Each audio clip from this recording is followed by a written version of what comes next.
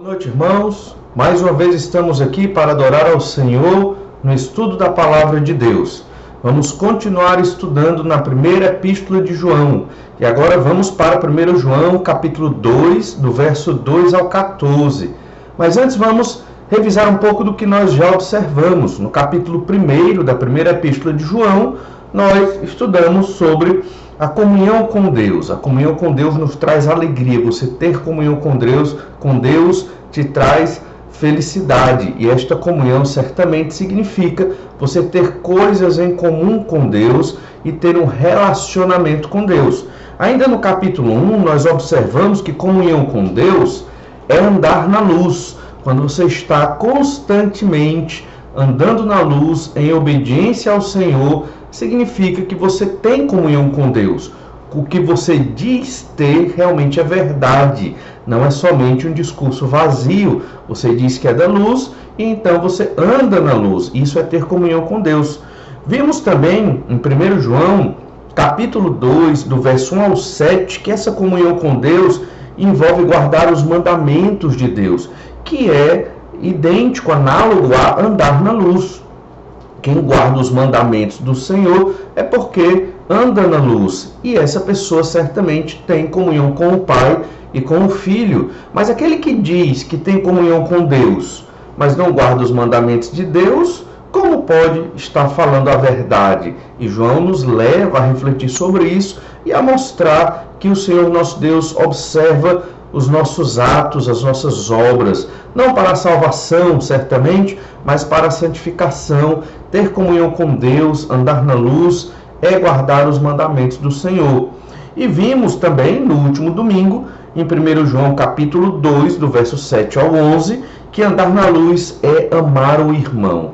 Não tem como você dizer que tem comunhão com Deus se você não ama o seu irmão. Amar o irmão envolve sacrifício, envolve amar como Jesus amou, envolve dar o perdão, envolve pedir perdão e muitas outras atitudes que nós devemos ter na nossa vida de amor ao próximo. Veja quantos ensinos maravilhosos a primeira epístola de João nos trouxe até agora. E hoje nós observaremos 1 João capítulo 2, do verso 2 ao 14, onde nesses 3 versículos o apóstolo João ele vai nos falar sobre os papéis na igreja, as funções na igreja.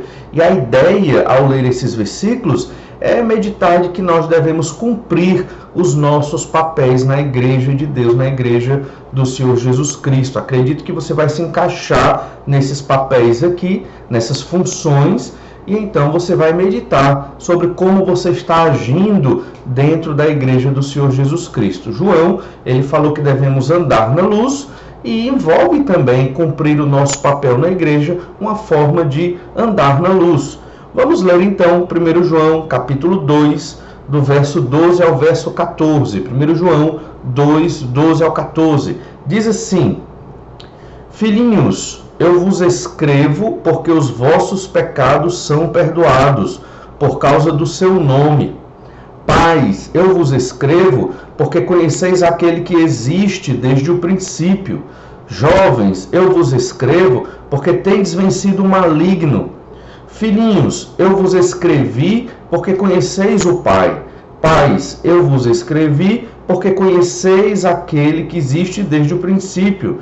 Jovens, eu vos escrevi porque sois fortes e a palavra de Deus permanece em vós e tendes vencido o maligno. Observe aqui, dentro desses 3 versículos, os papéis na vida cristã dentro da igreja do Senhor Jesus Cristo. Você, eu, como nós temos vivido nesses papéis na nossa vida cristã dentro da igreja de Jesus. Você vai observar aqui pelo menos 3 papéis, 3 funções na vida cristã que João destaca. E se João destacou esses 3, certamente é porque eles são importantes e certamente Deus quer que nós entendamos dessa forma a nossa atuação dentro da igreja. O primeiro papel nós vamos destacar pela expressão filhinhos. Os 3, já adiantando, são filhinhos, os pais e os jovens. Então você tem 3 papéis aí, 3 funções dentro da igreja do Senhor Jesus Cristo: os filhinhos, os pais e os jovens. Talvez você pensou aí que filhinhos se refere a crianças, mas não. Filhinhos aí, como ele começa em 1 João capítulo 2, verso 12, se refere aos discípulos. É uma expressão carinhosa para discípulos. João usou isso várias vezes nessa primeira epístola, é característico do apóstolo João, e no Evangelho de João, Jesus chama os seus discípulos de filhinhos também, pelo menos uma vez lá no Evangelho de João capítulo 13. Mas olha então aqui, esse primeiro papel, essa primeira função é a dos filhinhos. Quem são esses filhinhos? Os filhinhos são os discípulos de Jesus. Então nós temos o papel de sermos discípulos de Jesus, todos aqui. Os pais, os jovens, todos são discípulos de Jesus. Então, filhinhos é uma função bem geral dentro da igreja do Senhor Jesus Cristo. Deus quer que nós nos vejamos assim, discípulos de Jesus. João, o apóstolo, chama de discípulos por quê? Porque foram aqueles de filhinhos. Por quê? Porque foram os discípulos de João na Ásia Menor, que ele pregou o evangelho, que ele discipulou, ensinou os fundamentos da fé, acompanhou o crescimento espiritual desses discípulos e agora, mais uma vez, está acompanhando a partir dessa primeira epístola. Perceba então que envolve um ato de discipulado e tem essa relação carinhosa. João, o apóstolo, é o pai espiritual desses discípulos, que ele chama de filhinhos. Não quer dizer que são jovens, pelo contrário, podem ser pessoas bem idosas, já adultos e jovens também. Mas a ideia de filhinhos aqui se refere aos discípulos do Senhor Jesus Cristo. Esse é o primeiro papel. Nós vamos ver nesses 3 versículos que acabamos de ler, 1 João capítulo 2, verso 12, 13 e 14, que nós temos que fazer uma divisão bem diferente dentro desses 3 versículos. Nós vamos relacionar o que é dito sobre filhinhos, depois vamos relacionar o que é dito sobre os pais e depois vamos relacionar o que é dito sobre os jovens, para que você compreenda bem cada um desses papéis, porque quando João escreveu esses 3 versículos, ele escreveu num formato bem poético, de paralelismo. Então, quando nós lemos naturalmente na nossa Bíblia, fica um pouco difícil de fazer os paralelos, mas nós vamos agora destacar o que é dito sobre os filhinhos nesses 3 versículos. Então, 1 João capítulo 2, verso 12, todo o versículo 12 se refere aos filhinhos, e é dito assim, repetindo, 1 João 2,12, filhinhos, eu vos escrevo porque os vossos pecados são perdoados por causa do seu nome. E novamente, João volta a tratar sobre os filhinhos em 1 João capítulo 2, verso 14, a parte A do versículo. Filhinhos, eu vos escrevi porque conheceis o Pai. Então nós temos esses 2 versículos, um versículo completo e a parte de outro versículo, tratando sobre estes filhinhos que são os discípulos de Jesus. E nós vamos aprender aqui o que é que Deus quer de nós como discípulos do Senhor Jesus Cristo. Essa é uma função que nós temos dentro da igreja de Jesus, sermos discípulos, estes filhinhos aqui, como ele bem coloca. Lembrando que há pouco nós estudamos sobre luz e trevas, na epístola de João, nós falamos sobre o dizer e o fazer, e sobre a verdade e a mentira. A luz e as trevas tem o que anda na luz e o que anda nas trevas. O dizer e o fazer tem a ver com a verdade e a mentira, porque quando eu digo que estou na luz, mas ando nas trevas, eu falo mentira. Mas quando eu digo que estou na luz e ando na luz, eu falo a verdade. Nós vimos isso em 1 João, só recapitulando, 1 João, capítulo 1, verso 6. Acompanhe aí na sua Bíblia, em 1 João, capítulo 1, verso 6, que diz assim: se dissermos que mantemos comunhão com Ele e andarmos nas trevas, mentimos e não praticamos a verdade. Se, porém, andarmos na luz, como Ele está na luz, mantemos comunhão uns com os outros, e o sangue de Jesus, seu Filho, nos purifica de todo o pecado. Perceba, então, que aqui nós observamos a mensagem sobre luz e trevas, mas também a mensagem sobre a purificação dos pecados. Essa é uma característica dos discípulos. Os discípulos, eles sabem que os seus pecados foram perdoados. É o que nós acabamos de ler em 1 João 2,12. Filhinhos, eu vos escrevo porque os vossos pecados são perdoados por causa do seu nome. Todo discípulo de Jesus deve ter isso em mente, jamais deve esquecer essa verdade. Lembre-se que esses discípulos aqui, a quem João chama de filhinhos, não eram somente jovens, nem crianças, eram adultos, talvez idosos, eram discípulos experientes de vários anos de conversão e de igreja. E eles, João, quer que eles saibam que os pecados deles foram perdoados. João já falou isso, como acabamos de ler, 1 João capítulo 1, versos 6 e 7, ou seja, é um ensino muito importante que João quer que os seus discípulos jamais esqueçam, mesmo aqueles que têm experiência na igreja e muitos anos de conversão. O perdão dos nossos pecados foi uma das bênçãos mais maravilhosas que nós já recebemos, e esse perdão foi no nome de Jesus. Primeiro, porque nos livrou da condenação do inferno. Segundo, porque o perdão dos pecados nos livra do peso da culpa. Cada vez que pecamos, nós carregamos o peso da culpa dos nossos pecados. Jesus morreu para levar essa culpa, esse peso, para podermos ter paz e vivermos com tranquilidade nessa terra. O Senhor então nos deu essa grande bênção. Isso tem a ver com o andar na luz. Quem anda na luz tem o perdão dos seus pecados. Não podemos esquecer como o nosso Deus foi maravilhoso para conosco. O capítulo 2 de 1 João, logo no verso 1, já nos ensina sobre o perdão dos pecados e a necessidade de estarmos sempre confessando os nossos pecados.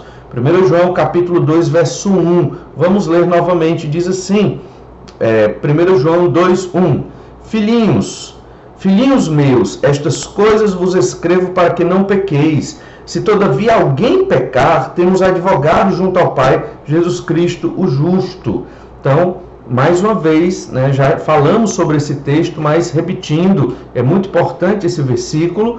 Deus não quer que pequemos, nem que vivamos em pecados. Mas caso pequemos, e vai acontecer porque ainda somos pecadores, nós temos um advogado, o Senhor Jesus Cristo justo, que intercede por nós, que media por nós para termos o perdão dos nossos pecados. Isso porque ele morreu na cruz para nos livrar da condenação dos pecados e nos aproximar de Deus num relacionamento maravilhoso. Observe que nesta epístola, na primeira epístola de João, várias vezes aparece a expressão filhinhos. Nós vamos ver algumas delas aqui, mas principalmente ao longo do nosso estudo dessa epístola. Como eu falei no Evangelho de João, aparece somente uma vez. E na vez que aparece, Jesus fala do seu sacrifício na cruz, que foi fundamental para que tivéssemos o perdão dos nossos pecados.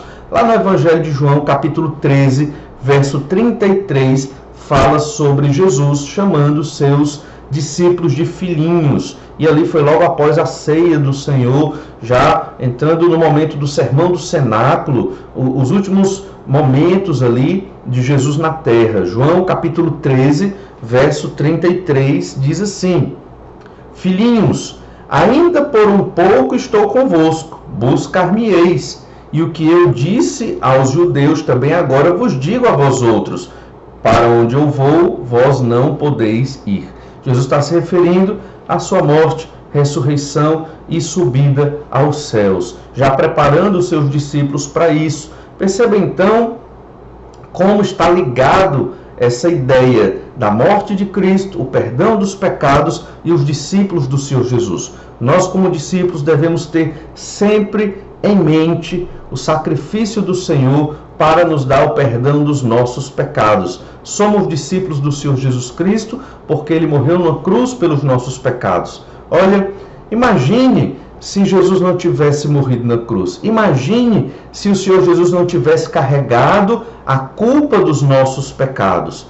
Primeiro, nós estaríamos condenados ao inferno, que é terrível. Só experimentaríamos isso no momento da nossa morte física.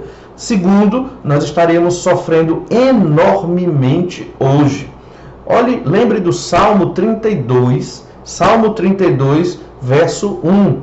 Este salmo fala do peso e do sofrimento que é carregar pecados. Salmo 32, verso 1 diz assim: De Davi, salmo didático, bem-aventurado aquele cuja iniquidade é perdoada, cujo pecado é coberto. Bem-aventurado o homem a quem o Senhor não atribui iniquidade, e em cujo espírito não há dolo. Enquanto calei os meus pecados, envelheceram os meus ossos pelos meus constantes gemidos todo dia. Porque a tua mão pesava dia e noite sobre mim, e o meu vigor se tornou em sequidão de estio. Perceba então até aqui que feliz é quem tem os seus pecados perdoados. E quem não tem os seus pecados perdoados, que vive nos seus pecados, não tem como confessá-los, porque não tem Cristo como seu Senhor e Salvador, ele sofre fisicamente e emocionalmente. Os seus ossos envelheceram, ele geme todo dia, a mão de Deus pesa sobre esta pessoa, ele perde o vigor, ele perde a força, ele perde a vitalidade. Qual é a resposta para esse problema? Como resolver essa situação? Verso 5, Salmo 32, verso 5, diz assim: confessei-te o meu pecado e minha iniquidade não mais ocultei. Disse: confessarei ao Senhor as minhas transgressões, e tu perdoaste a iniquidade do meu pecado. Somente com a confissão de pecados, arrependimento e confissão de pecados é que o Senhor nos recebe, e isso é saúde para a nossa alma, saúde para o nosso corpo e vida eterna. Então não podemos esquecer o quanto o Senhor Jesus conquistou na cruz por nós. O discípulo de Jesus sempre deve lembrar-se desse fato, porque é fundamental para um discípulo do Senhor Jesus Cristo reconhecer que Jesus morreu na cruz para nos dar o perdão dos nossos pecados. Então, se você pecou e sofre com algum tipo de pecado na sua vida, a solução é: confesse o seu pecado. Arrependa-se e confesse o seu pecado. Arrependimento é você deixar de praticar o pecado e confesse a Deus, peça perdão no nome do Senhor Jesus Cristo, para que você volte a ter uma vida em harmonia com a vontade do Senhor nosso Deus. Se você não fizer isso, você vai estar carregando pecados, vai sofrer, vai passar exatamente pelo que o salmista está dizendo no Salmo 32, que acabamos de ler. Seus ossos vão envelhecer, constantes gemidos, sofrimento emocional e sofrimento físico, fora que o Senhor estará contra você, porque você está vivendo uma vida de pecados. Mas também os discípulos de Jesus, que são chamados aqui por João de filhinhos, são discípulos que João preparou para Jesus. Nós temos outra característica. Os discípulos, eles sempre devem pensar no conhecimento de Deus. Em 1 João capítulo 2, verso 14, a primeira parte do verso 14 diz assim: filhinhos, eu vos escrevi porque conheceis o Pai. Isso é muito importante. Os discípulos conhecem a Deus, conhecem ao Pai, conhecem ao Senhor Jesus Cristo. Todo crente em Jesus é um discípulo do Senhor Jesus Cristo e deve ter esse conhecimento de Deus. Esse conhecimento de Deus envolve também comunhão.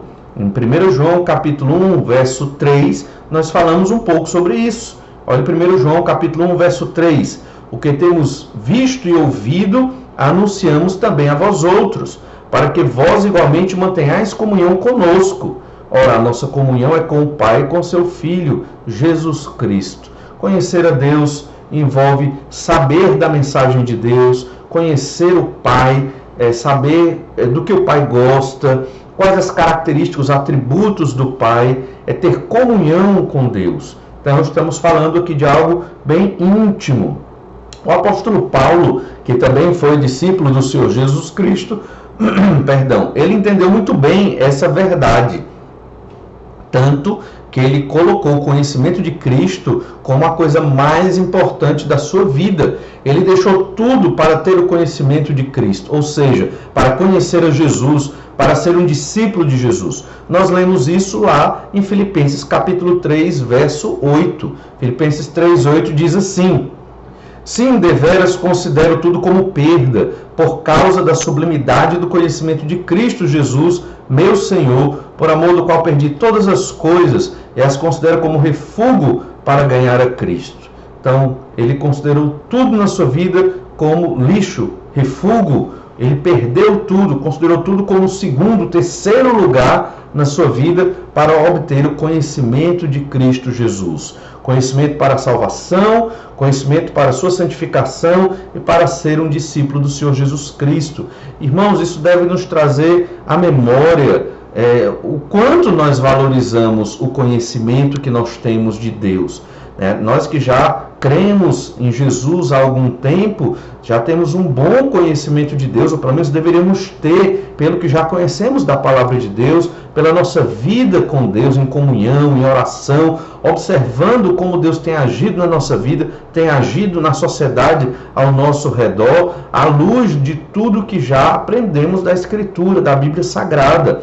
Devemos então ter este conhecimento. E a minha pergunta para nós é: valorizamos esse conhecimento? Queremos conhecer mais a Deus? Talvez alguns crentes achem que já conhecem bastante ao Senhor. Olha, Deus é infinito. Nunca vamos conhecer tudo de Deus. Nem quando estivermos no novo céu e na nova terra, na vida eterna com o Senhor, o Pai, o Filho e o Espírito Santo, jamais vamos conhecer tudo de Deus, porque Deus é infinito e nós não somos infinitos. Então temos muito do que aprender de Deus e hoje a fonte deste aprendizado é a palavra de Deus, é a Bíblia Sagrada. E esse é o primeiro grande passo de fé de cada cristão, é reconhecer em humildade que precisa aprender da Bíblia Sagrada. Olha, esses ensinos que o apóstolo João está dando para esses crentes experientes e antigos são ensinos básicos, são verdades simples. Mas por que João quer ensinar isso para eles? Por que Deus mandou João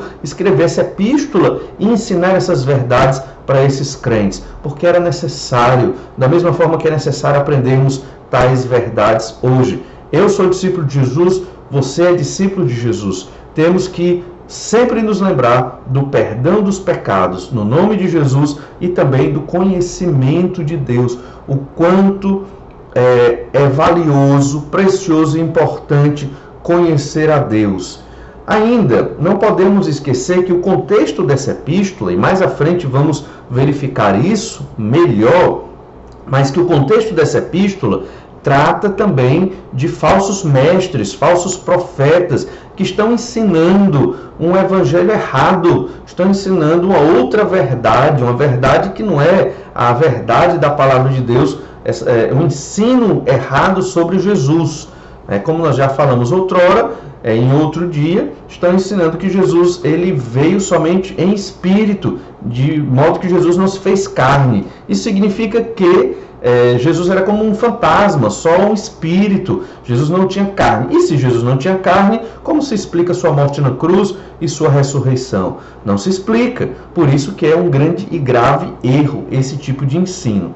Quando nós conhecemos a Deus, conhecemos o Senhor Jesus Cristo, a partir da revelação de Deus, nós saberemos perceber os erros, dos ensinos errados, das falsas doutrinas, dos falsos mestres, das seitas que existem por aí hoje, dizendo que são cristãs, que são cristianismo bíblico, quando na verdade não chegam nem perto do que a Bíblia está dizendo. E olha alguns versículos aqui em que João chama os seus discípulos de filhinhos e alerta contra os falsos ensinos e os falsos mestres.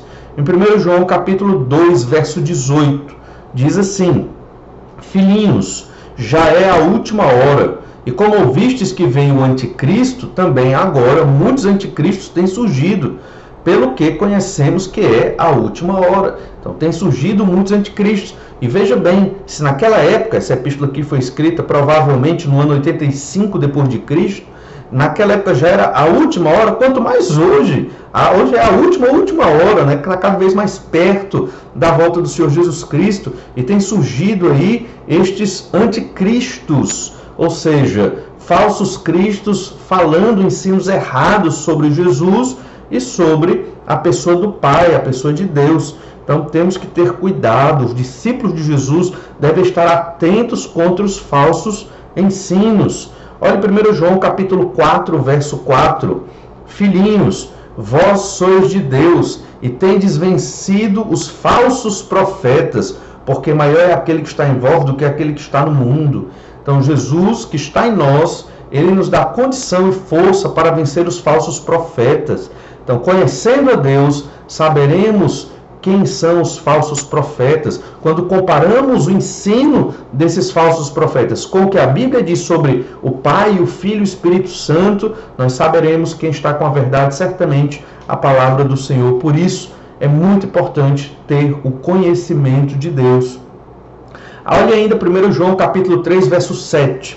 Filhinhos, não vos deixeis enganar por ninguém. Aquele que pratica a justiça é justo, assim como ele é justo. Então não se deixe enganar por ninguém. Creia somente no Senhor Jesus Cristo, que praticou a justiça morrendo na cruz pelos nossos pecados. A justiça de Deus, onde o justo paga pelo injusto, onde o Senhor se sacrificou por nós. Então tenhamos esse entendimento. Os discípulos de Jesus, eles conhecem a Deus. O último versículo da Epístola de João é muito interessante porque é a última menção da expressão filhinhos. Lá em 1 João capítulo 5, verso 21, João exorta os discípulos da seguinte maneira. Olhe comigo, 1 João 5, 21.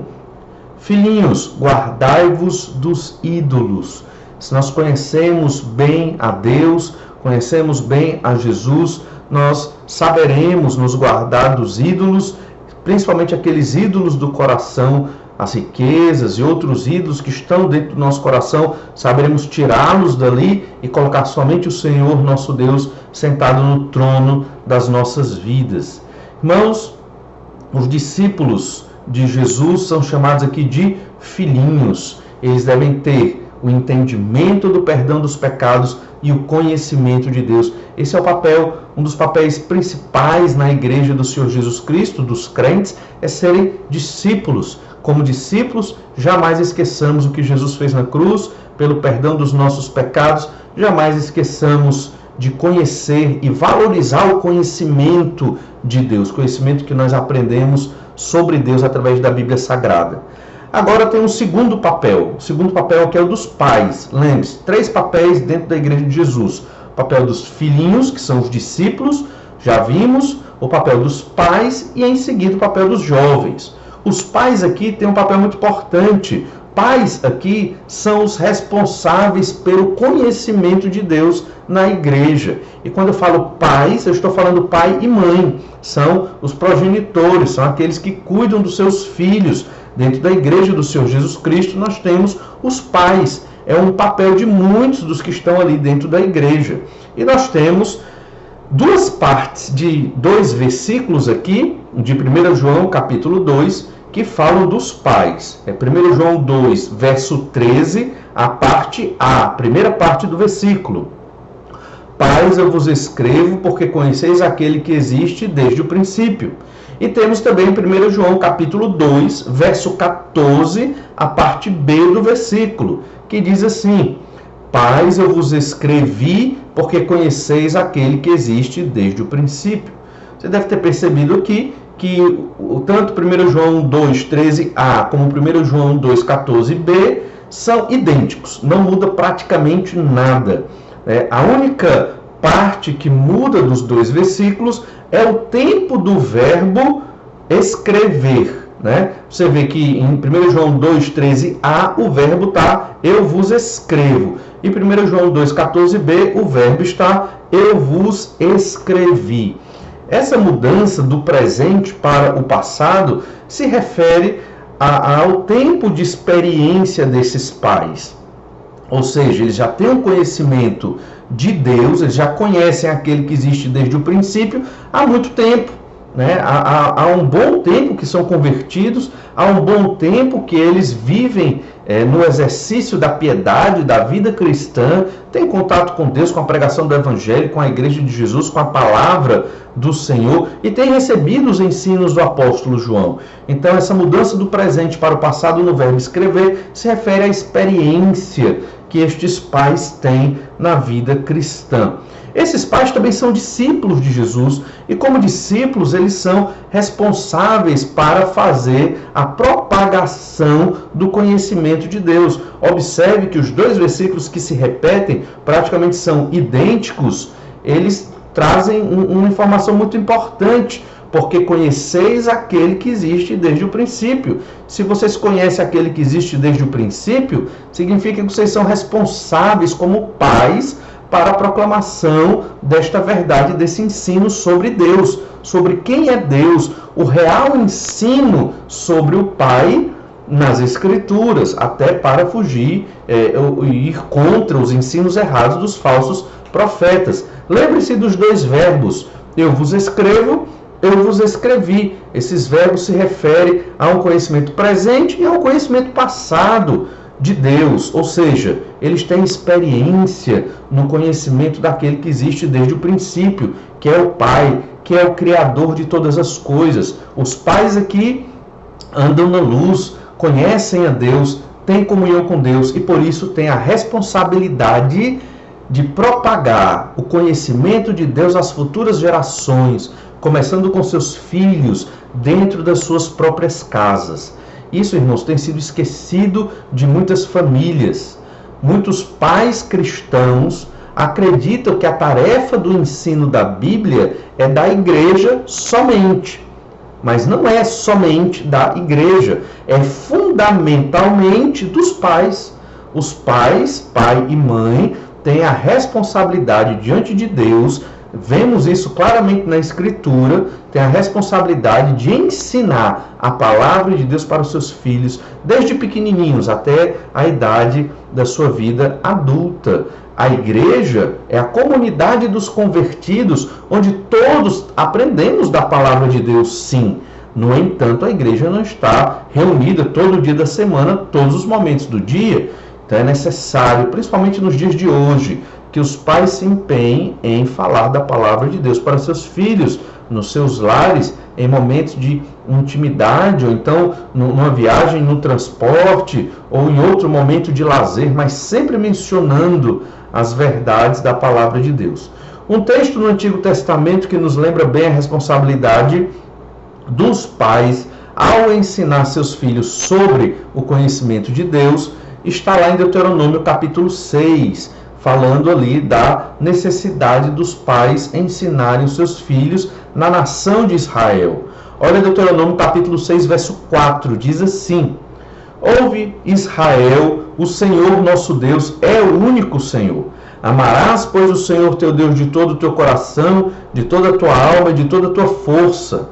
Estas palavras que hoje te ordeno estarão no teu coração. Tu as inculcarás a teus filhos, e delas falarás assentado em tua casa, e andando pelo caminho, e ao deitar-te e ao levantar-te. Também as atarás como sinal na tua mão, e te serão por frontal entre os olhos, e as escreverás nos umbrais de tua casa e nas tuas portas. Então, observe que era imperativo falar sobre o único Deus, amar o amor necessário para com Deus, o amor de todo o coração, de toda a alma, de toda a força. O primeiro grande mandamento aqui, e isso tinha que ser inculcado, colocado na cabeça dos filhos. Os pais tinham esta responsabilidade. Obviamente que estes pais também não tinham uma vida mansa, tranquila, eles tinham que trabalhar, cuidar do gado, fazer sua plantação, colher a plantação, vender seu produto. Ou seja, era uma vida também bem atarefada na antiguidade. Então, como é que você ensina os seus filhos sobre Deus quando você tem pouco tempo? Ao acordar, ao levantar, ao deitar, andando pelo caminho, indo ou voltando. Ou seja, aproveite todas as oportunidades possíveis para você ensinar o seu filho. Veja que em nenhum momento aqui fala de um culto doméstico. Na verdade, diz assentado em tua casa, referência ao momento em casa, onde poderia muito bem ser um culto doméstico. Mas se não há essa oportunidade, ou se é difícil, tem outros momentos, andando pelo caminho, ao acordar, ao levantar, em algum momento possível. Essa é a ideia do versículo. Não deixe de ensinar seus filhos sobre amar a Deus de todo o coração, de toda a alma e de toda a força. E ainda mais, escreva nas portas da sua casa, coloque em quadros, coloque em outros tipos e meios de visual para que a criança veja os escritos da palavra de Deus. Até mesmo nas telas do computador, do celular ou em outros locais. Perceba então que este versículo já exorta. É um versículo antigo, no sentido em que ele foi produzido ali no século XV a.C., mas já havia um ensino de que os pais deveriam garantir que seus filhos amariam a Deus e estariam perpetuando assim a mensagem da palavra de Deus para as próximas gerações. Completando essa verdade, olha Deuteronômio capítulo 6, verso 20. Deuteronômio capítulo 6, verso 20, diz assim: quando teu filho no futuro te perguntar dizendo: o que significam os testemunhos, estatutos e juízos que o Senhor nosso Deus nos ordenou? Então dirás a teu filho: éramos servos de Faraó no Egito, porém o Senhor de lá nos tirou com poderosa mão. Aos nossos olhos fez o Senhor sinais e maravilhas, grandes e terríveis contra o Egito e contra Faraó e toda a sua casa. E dali nos tirou para nos levar e nos dar a terra que sob juramento prometeu a nossos pais. O Senhor nos ordenou cumpríssemos todos estes estatutos e temêssemos o Senhor nosso Deus para o nosso perpétuo bem, para nos guardar em vida, como tem feito até hoje. Então, quando no futuro teus filhos perguntarem o que significam os estatutos e juízos de Deus, e aí você vai poder explicar, né? Você já está explicando, mostrando a palavra de Deus. Em algum momento eles vão perguntar por que nós temos que ler essa Bíblia, por que nós temos que aprender essas verdades. No contexto aqui de Deuteronômio 6, era falando sobre a terra prometida, sobre as promessas de Deus para essa nação. E hoje nós falaremos sobre o que Jesus fez na cruz pelos nossos pecados, como Deus preparou toda a história antiga para trazer o Salvador, para morrer numa cruz, para nos livrar da condenação dos pecados, e como é terrível viver nos pecados e como é maravilhoso viver para o Senhor nosso Deus.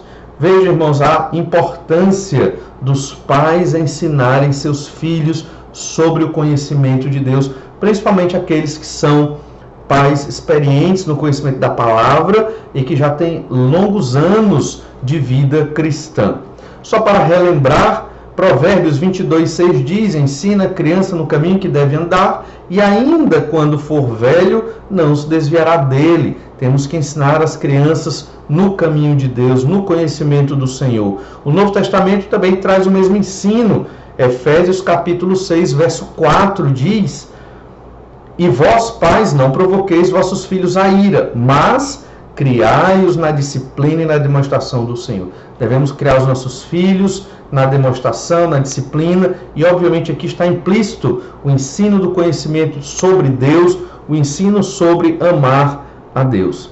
Irmãos, Deus chama os pais como responsáveis sobre o conhecimento de Deus, responsáveis para ensinar seus filhos, ensinar as futuras gerações a conhecer Deus, a amar a Deus e a viver para honrar e glorificar o nome do Senhor nosso Deus. E o último papel aqui é o dos jovens. Veja, nós estamos vendo aqui três papéis, três funções dentro da Igreja de Jesus. Isso Deus deu a João. João edificou aqueles irmãos da Ásia Menor, e hoje também nós somos edificados. Nós vimos o papel ali dos filhinhos, que são os discípulos de Jesus. Nós vimos o papel dos pais, que são os responsáveis pelo conhecimento de Deus, para propagar o conhecimento de Deus às futuras gerações. E nós temos aqui os jovens. Os jovens se referem àqueles que são solteiros, ainda não se casaram. E lembre-se que lá no contexto antigo não havia essa distinção de adolescente e jovem e adulto, né? Jovem era aquele que ainda não havia casado ainda, poderia ser um jovem com pouca idade ou com uma idade maior. Mas o fato é que esses jovens aqui são aqueles solteiros que estão dentro da Igreja do Senhor Jesus Cristo e que têm uma grande importância. Vamos entender que os jovens são a força da Igreja. Isso não quer dizer que os pais não são a força da igreja. Obviamente que não. Os jovens também podem ensinar outros acerca do conhecimento de Deus, como os pais ficam responsáveis pelo conhecimento do Senhor. Ou seja, isso não quer dizer que cada papel desse é exclusivo de cada idade aqui. Cada um pode entrar um pouco dentro da função do outro, não é algo exclusivista. No entanto, João nos coloca os jovens como uma força na igreja. E é interessante isso. Não que os pais não sejam, também são dentro do seu papel de proclamar o conhecimento de Deus às futuras gerações. E lembre-se, esses jovens são filhos destes pais, ou seja, eles aprenderam com os seus pais acerca do conhecimento de Deus e por isso se tornaram uma força dentro da igreja do Senhor Jesus. Jovens são uma força dentro da igreja. Olha então, 1 João, capítulo 2, verso 13, a parte B, fala destes jovens. Diz aqui João: jovens, eu vos escrevo, porque tendes vencido o maligno.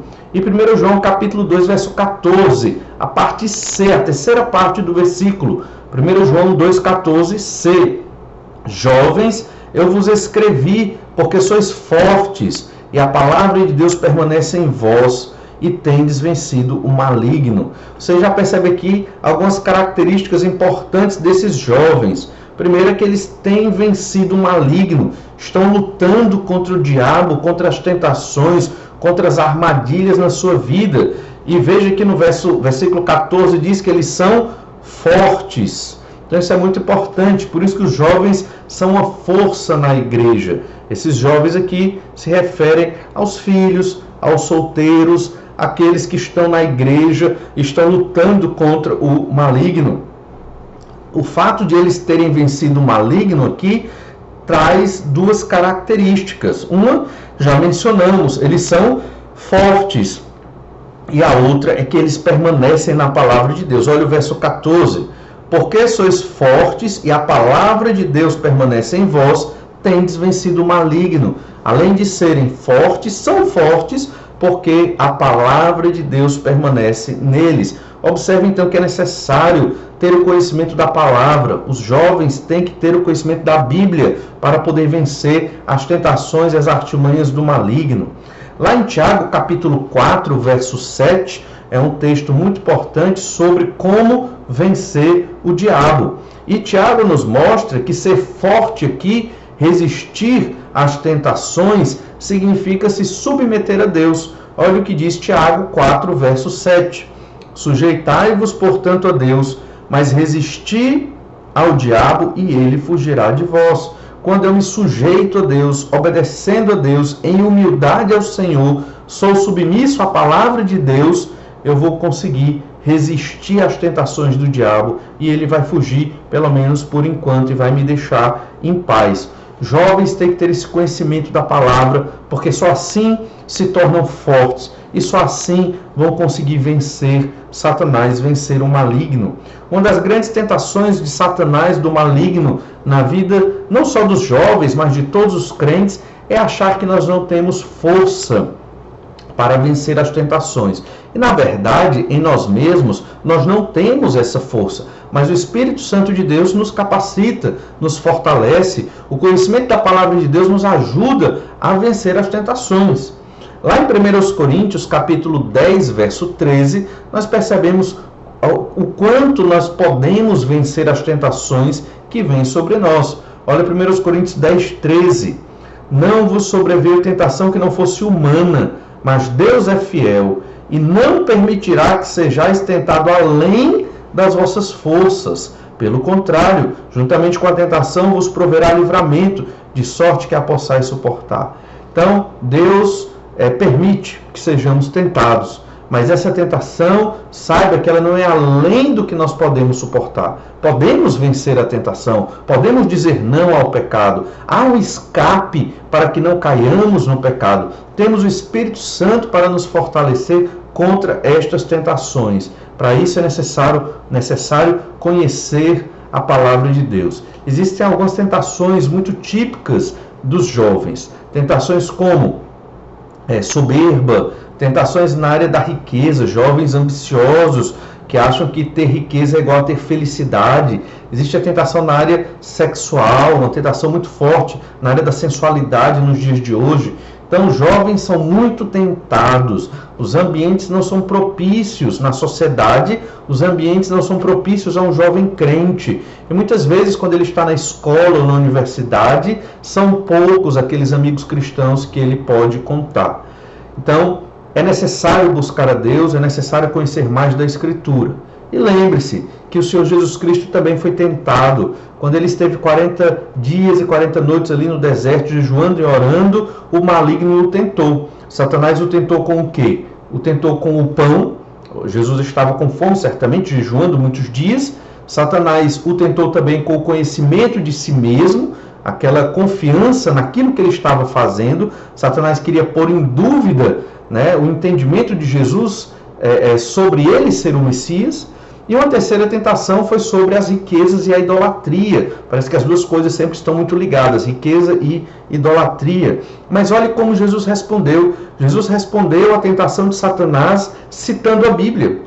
Jesus citou textos do livro de Deuteronômio. Então olha lá em Mateus capítulo 4, verso 4.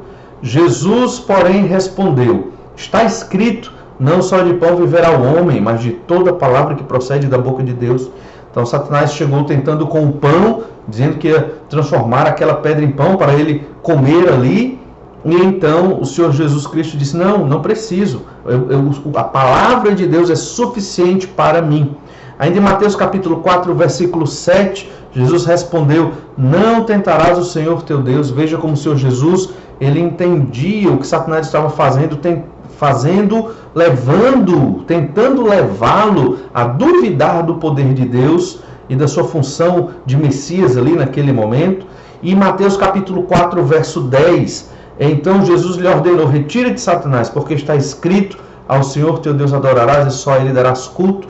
E aqui no verso 10, foi dito ali, Satanás disse para Jesus que daria todos os reinos da terra para ele, e o Senhor Jesus Cristo rejeitou, obviamente, porque entendia que tudo é do Senhor nosso Deus e só devemos adorar a Deus. Satanás disse que daria tudo para que Jesus o adorasse. Veja como o maligno é vil, é sorrateiro e tenta derrubar até mesmo o próprio Filho de Deus, o Senhor Jesus Cristo. Obviamente, Jesus não caiu em nenhuma destas tentações, porque é Deus e é perfeito e jamais cairia em pecado.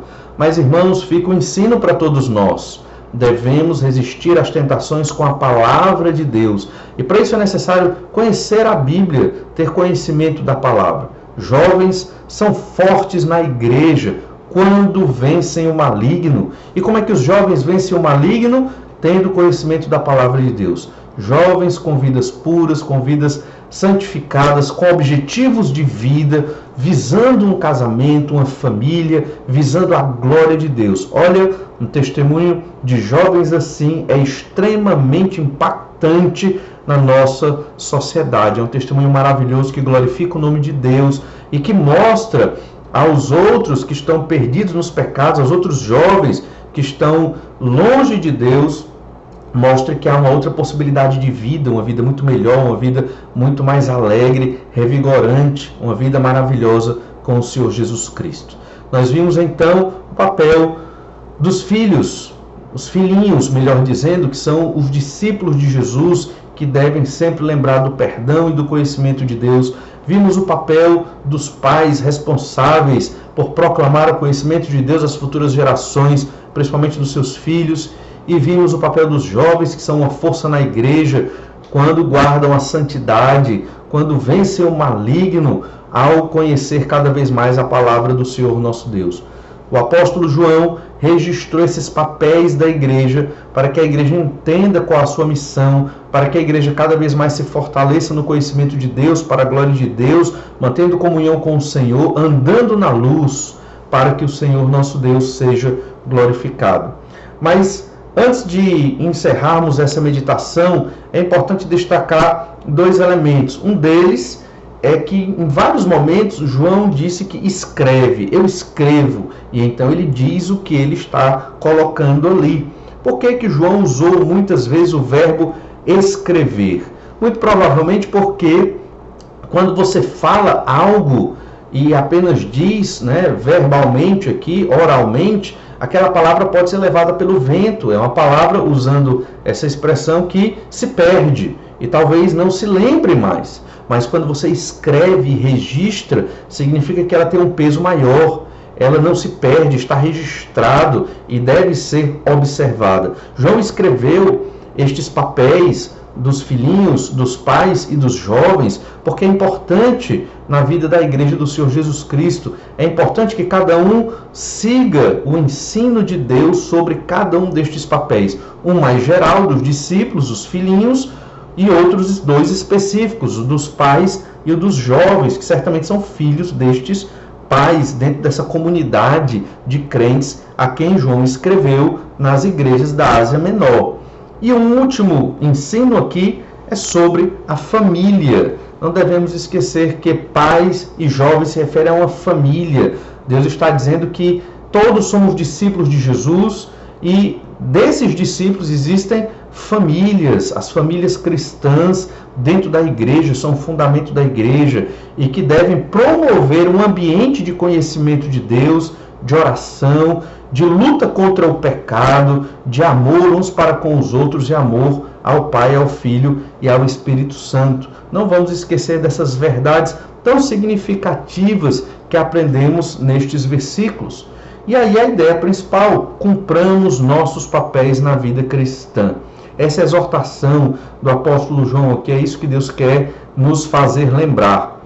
Estamos cumprindo os nossos papéis na igreja do Senhor Jesus Cristo? Estamos realmente nos dedicando como discípulos de Jesus a confessar os nossos pecados, a buscar o perdão do Senhor Jesus Cristo, a conhecer mais a pessoa de Deus? Pais, os pais estão entendendo a responsabilidade de ensinar a Bíblia para os seus filhos com sua vida, mesmo na vida corrida, mas com o seu testemunho, com estudos bíblicos em casa, com conversas que têm a ver com a palavra de Deus. E jovens, estão realmente sendo fortes, vencendo o maligno, vencendo as tentações terríveis que existem por aí? Saiba que só podemos vencer estas tentações através do conhecimento da palavra de Deus. Irmãos, um texto tão curto, tão pequeno, são apenas 3 versículos aqui, mas que apresenta os papéis que Deus quer que reconheçamos dentro da igreja do Senhor Jesus Cristo. Que Deus nos abençoe, nos fortaleça e nos ajude a vivermos, cumprirmos os nossos papéis para a glória de Deus. Vamos orar, pedir que o Senhor nos abençoe. Pai, te agradecemos pela tua graça e misericórdia, pelo teu amor para conosco. Muito obrigado, Senhor, porque o Senhor nos ama, o Senhor nos libertou da condenação dos nossos pecados, o Senhor nos trouxe para perto do Senhor através do sacrifício de Jesus. Senhor Deus, nos capacita a vivermos dentro destes papéis, dessas funções que o Senhor nos deu e revelou aqui através da primeira epístola de João. Capacita-nos, Senhor Deus, para que cada um de nós estejamos cumprindo aquilo que o Senhor quer para nós dentro da tua igreja. É no nome do Senhor Jesus que oramos. Amém. Irmãos, que Deus nos abençoe e fortaleça em tudo e até breve.